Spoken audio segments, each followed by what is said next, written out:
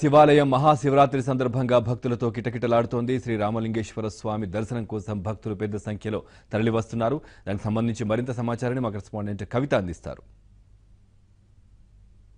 ప్రస్తుతం మనమున్నాము కీసర దేవాలయంలో. త్రేతాయుగంలో శ్రీరామచంద్రుడు ప్రతిష్ఠించినటువంటి నంది ఇక్కడ కనిపించడం విశిష్టత. స్వయంభూగా వెలిగిసినటువంటి రామలింగేశ్వర స్వామి ఇక్కడ కనిపిస్తూ ఉంటాడు. రాముడు ప్రతిష్ఠించినటువంటి లింగం కాబట్టి రామలింగేశ్వర దేవాలయంగా కీసర దేవాలయం ప్రతిష్టగాంచింది.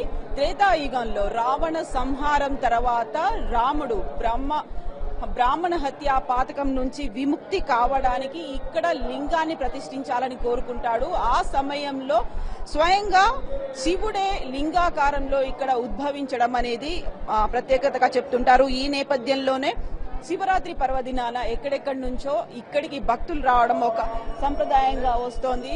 పురాణాల ప్రకారం ఉన్నటువంటి విశిష్టతతో పాటుగా శివరాత్రి రోజు జరుగుతున్నటువంటి బ్రహ్మోత్సవాల్లో ఏర్పాట్లు ఎలా ఉంటుందండి? కీసరకు ఉన్నటువంటి ప్రత్యేకత ఏంటి? ఇక్కడ అది త్రేతాయుగంలో శ్రీరామచంద్రుడు సీతాదేవితో సహా వనవిహారానికి వచ్చాడు ఈ ప్రాంతానికి. ఈ ప్రకృతి సౌందర్యానికి మంత్రముగ్ధుడైనటువంటి ఆ శ్రీరామచంద్రుడు ఇక్కడ ఒక శివలింగ ప్రతిష్టాపన చేద్దామని పూనుకొని ప్రతిష్టకు కావాల్సినటువంటి శివలింగాన్ని తీసుకురమ్మని హనుమంతుని కాశీకి పంపించాడు. అయితే హనుమంతుడు కాశీలో చాలా శివలింగాలు కనిపిస్తే ఏదైనా ఒక శివలింగం తీసుకొస్తే ఆ శ్రీరామచంద్రుడు ఇష్టపడతాడో లేదో అని చెప్పి ఆలస్యం చేశాడు. అయితే శ్రీరామచంద్రుడికి ముహూర్త సమయం దగ్గరకు వస్తే సాక్షాత్ ఆ పరమేశ్వరుని ప్రార్థించాడు. స్వామి, ముహూర్త సమయం దగ్గరకు వస్తుంది, హనుమంతుడు శివలింగం తీసుకురాలేదని ప్రార్థిస్తే ఆ శివుడే ఆ రాముడి కోసం స్వయంగా వెలిశాడు ఇక్కడ. అయితే శ్రీరామచంద్రుడు ముహూర్త సమయానికి శివలింగాన్ని ప్రతిష్ఠ చేసుకున్నాక హనుమంతుడు కాశీ నుండి 101 శివలింగాలు తీసుకొచ్చాడు.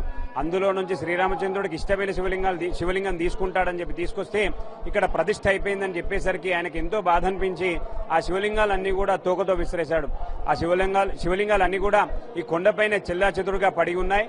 అయితే హనుమంతుడి కోపం పోవడానికి కాశీ నుండి తీసుకొచ్చినటువంటి ఒక శివలింగాన్ని మళ్లీ శ్రీరామచంద్రుడు ప్రతిష్ఠించాడు.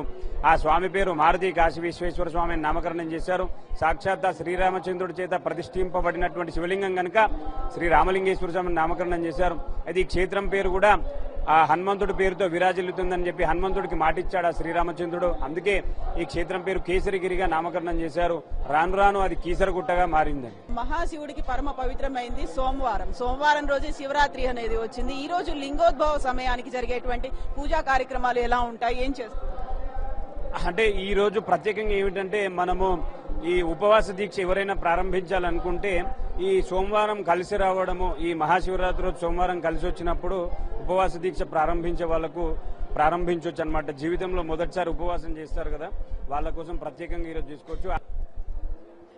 భోలా శంకరుడు అయినటువంటి ఆ కైలాసకి వాసుడు అయినటువంటి ఇక్కడున్నటువంటి రామలింగేశ్వర స్వామికి ఈశ్వరుడు కావచ్చు, ఇతనికి పూజలు చేస్తే కనుక మంచి జరుగుతుంది. ఈ రోజంతా పూజలు చేసేసి అష్టకాలు రుద్రాభిషేకాలు కనుక చేసినట్టయితే ఫలం పుష్పం పత్రం తోయం ఏది సమర్పించినా కానీ ఆనందపడిపోయేటువంటి భక్తవత్సలుడు భోలా శంకరుడు అయినటువంటి ఆ ఈశ్వరుడికి బూడిదతో పూజలు చేసినా కానీ సంతోషిస్తాడు అనే ఒక నమ్మకం ఉంటుంది. భోలా శంకరుడి కనుక ఈ రోజు పూజలు చేస్తే, అందులోనూ పరమ పవిత్రమైనటువంటి విశిష్టమైనటువంటి సోమవారం రోజున వచ్చినటువంటి శివరాత్రి కావడంతో పెద్ద ఎత్తున భక్తులు ఇక్కడికి చేరుకుంటున్నారు.